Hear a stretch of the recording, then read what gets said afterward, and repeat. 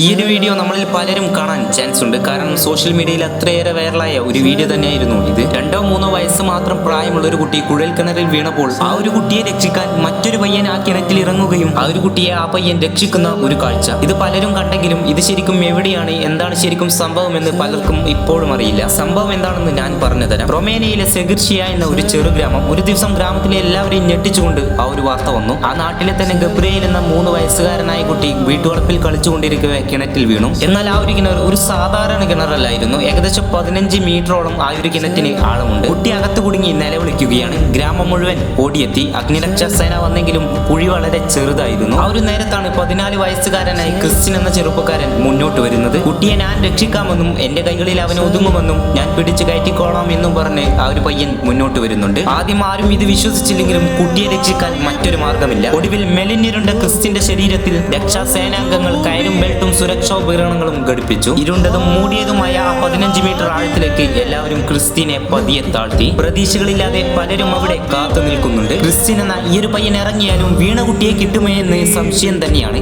കാരണം കുട്ടി വീണിട്ട് ഏതാനും മണിക്കൂറുകൾ കടന്നുപോയിരിക്കുന്നു. ശ്വാസം പിടിച്ച് ജനങ്ങൾ നോക്കി നിൽക്കുന്നുണ്ട്.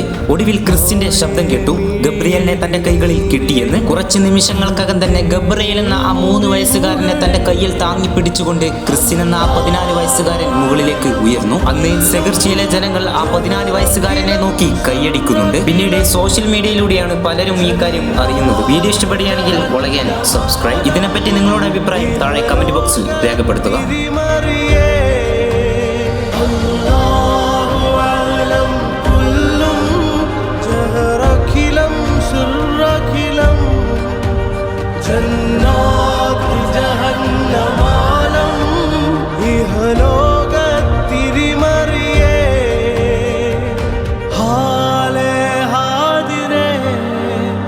तकदीर